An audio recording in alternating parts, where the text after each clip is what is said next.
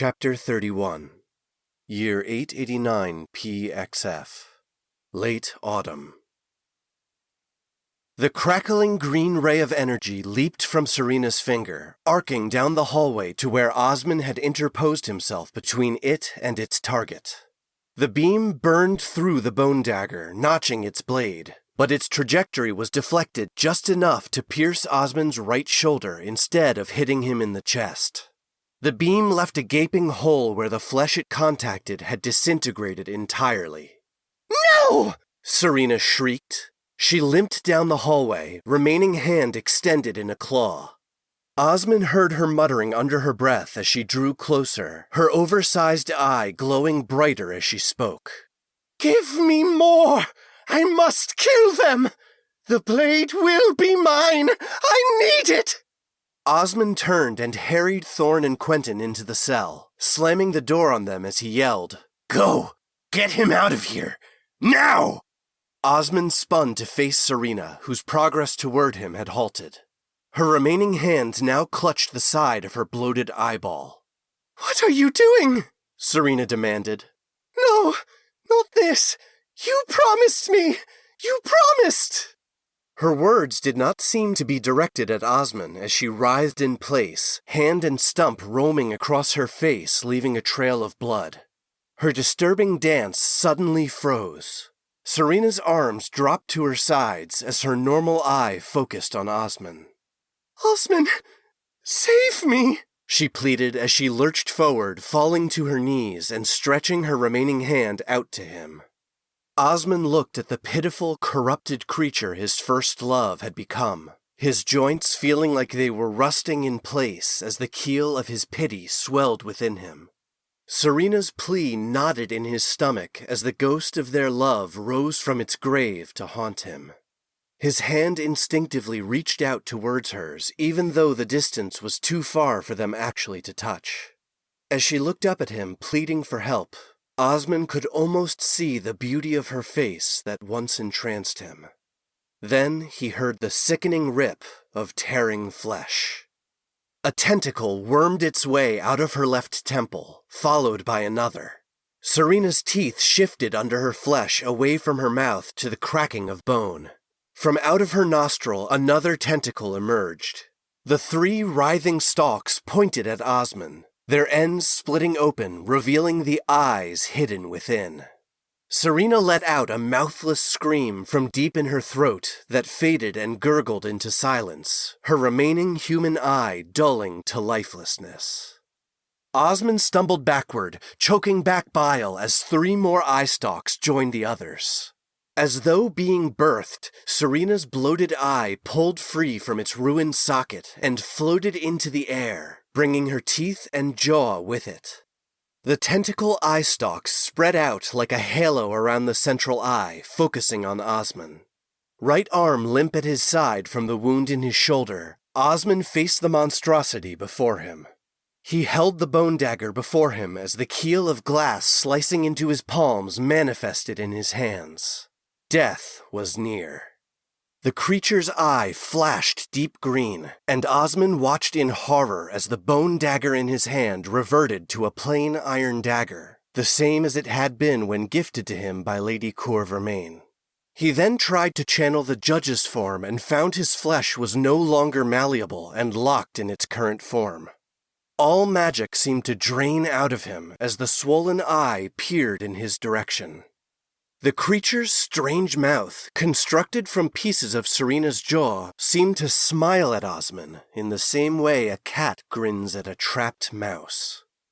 With nowhere else to go, Osmond dove under the floating eye and rolled on his good shoulder to his feet, spinning to face the creature.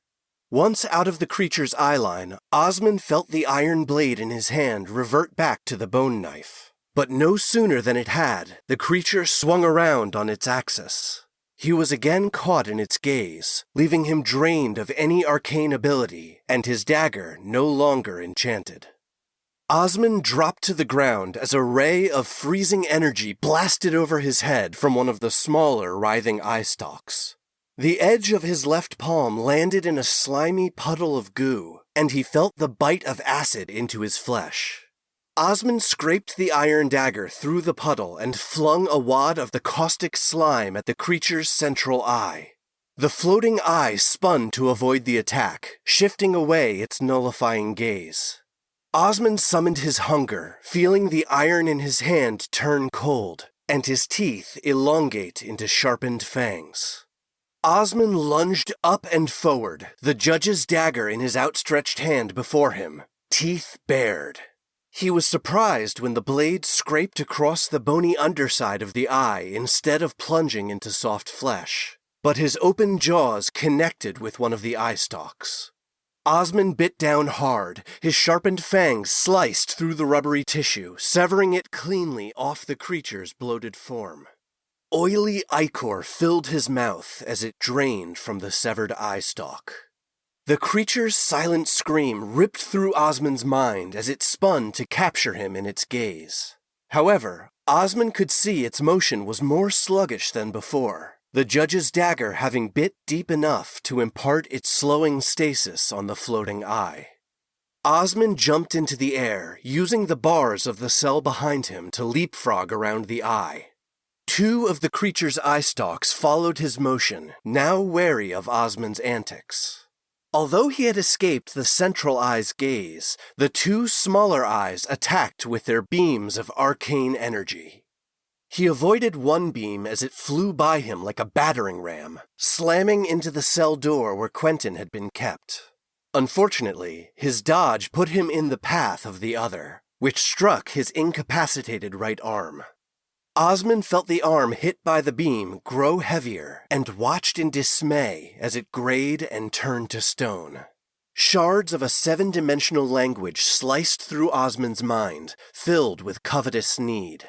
The desire was not directly for the vermilion blade, but for the twisted fates it left in its wake. Destinies like Osmond's that it had consumed, then excreted, as a corrupted parody of its original path. This aberrant creature fed on the kinetic power of disrupted and shattered lives. A loud bang echoed down the hallway as the heavy door of Quentin's cell that the I-beam had hit fell off its hinges. Osmond felt like his heart dropped out of his chest as the dust settled. There stood Thorn and Quentin pressed up against the cell's far wall.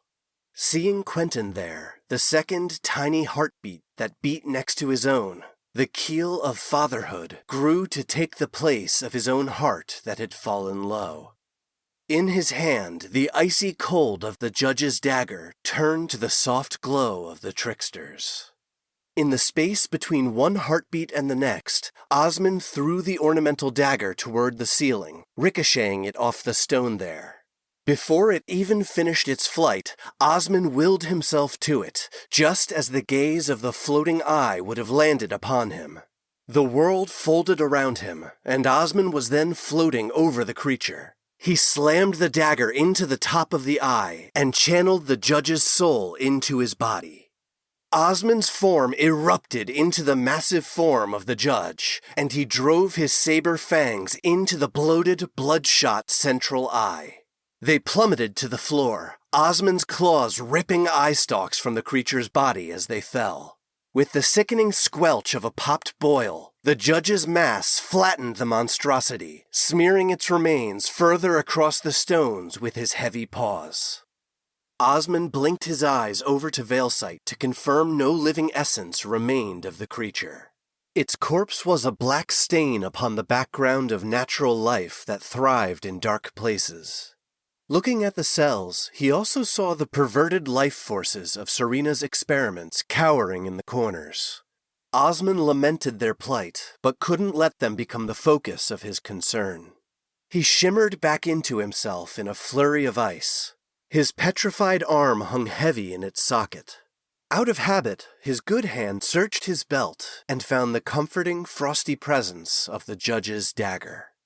Osmond walked weakly past the corpse of Serena, averting his eyes, and into the cell where Thorn and Quentin waited.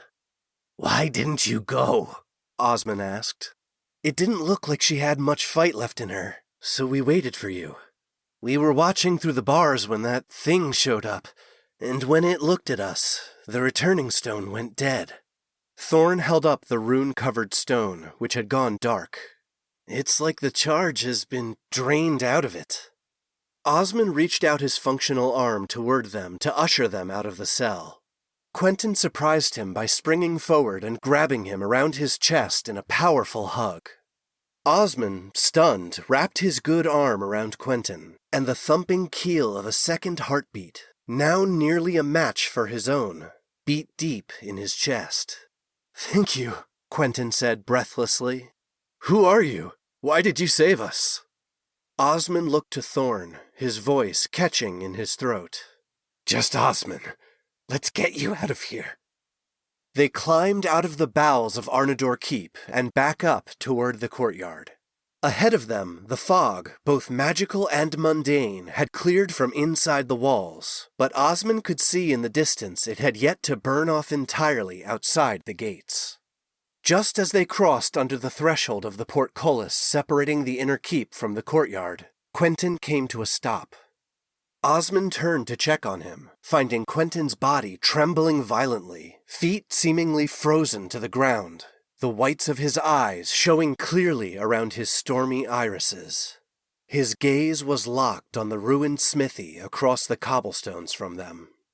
Osmond drew his dagger and readied himself awkwardly, unaccustomed to the dead weight of his petrified right arm.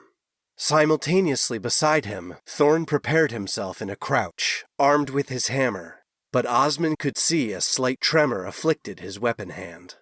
That is when it became clear the reeking smell hitting Osmond's heightened senses emanated from a single source, not just random scents on the wind, sulfur, brimstone, and rot. A terrifying canine head with burning red eyes rose from behind the rusted anvil of the smithy, seemingly carved from solid shadow. It locked eyes with each of the three of them individually, marking them with its gaze, but displayed no immediate signs of aggression toward them. It already had its prize, for within its jaws was the replica of the vermilion blade. "No! Don't let it get away!" Thorn screamed. The hellish canine turned and dashed toward the gate at the sound of Thorn's voice. Its form dissolved into smoke and shadow along with the weapon it carried before even reaching the outer gate. "What? I don't understand," Osmond asked, confused. "It's just the fake one. What does it matter if that thing has it?" Looking at both Thorn's and Quentin's faces drained of color, he added, "And we are in no condition to fight." Thorn ignored him and ran over to the smithy. Osmond followed as quickly as he could, sheathing his dagger and supporting the weight of his stone arm with his opposite hand. When Osmond arrived, Thorn was looking around frantically as though his search might disprove what they had all just seen. "God, please, no," Thorn said as his knees gave out, leaving him sitting on the low wall of the open forge. Osmond drifted up beside him, with Quentin close behind. Quentin was the first to speak. "What was that thing? I've never felt so terrified in my life. It was like every part of my being was screaming," Quentin asked. As he looked up, Thorn's 19-year-old face looked like it carried the full weight of the half-century he had actually lived. He paused like he was trying to correctly formulate a response, and then gave up in exhaustion.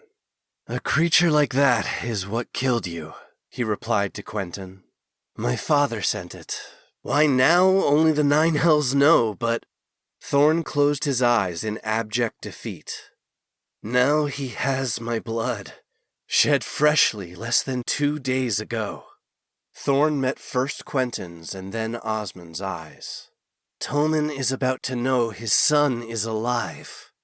Thorn's eyes remained glued to Osmond, and Osmond could see the thoughts churning in Thorn's head.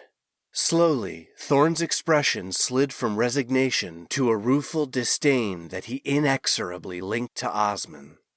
Startled by the venom in Thorn's gaze, Osmond still managed to shake off the tension between them. It would have to be dealt with later. Osmond urgently stated, "We need to go, now." He reached out with his good hand to pull Thorn from his seated position, but Thorn refused it. Rebuffed, Osmond sighed. The weight of his guilt and regret forced his gaze to the ground as he turned to leave, following Thorn. A slight sparkle near the anvil caught his eye as he went. Serena's severed hand lay on the ground, a familiar charm bracelet still wrapped around her wrist. Osmond couldn't help but notice the perfectly manicured nails decorating Serena's fingers. Despite the horror she had become, this part of her was still as he remembered. Osmond couldn't help but wonder if Serena saw them the same way. He could almost picture her elegant fingers wrapped around a wine glass at the Blossom Gala where they first met. Osmond looked up, realizing he had fallen behind Thorn and Quentin, and they were almost out the keep's gate. With the petrified arm weighing him down and now pulling painfully on his torso, Osmond would be hard-pressed to catch up. He considered channeling one of the spirits within him and taking its form, but he most likely had only one channeling remaining without a cost to himself or his companions. Not knowing what tomorrow might bring and feeling the need for communication later could be paramount, he opted to save it, unless it was a dire need. It was Quentin who turned and slowed to come to assist him. Thorn's mind was so far away, even Quentin leaving his side did not break him out of his tormented thoughts. With Quentin's help, the two caught up with Thorn, and the three continued on in silence. Thankfully, the creatures that had harried Osmond on the way to the keep and within its walls kept their distance as they navigated back to Balinon's sanctuary. Osmond could feel them lurking on their periphery, but by luck or some greater force at work, they did not attack. The fog had entirely burned off when they arrived at the ruins of Ellery Square, revealing a blue autumn sky the likes of which bards could sing about, but none of them lifted their eyes to witness it.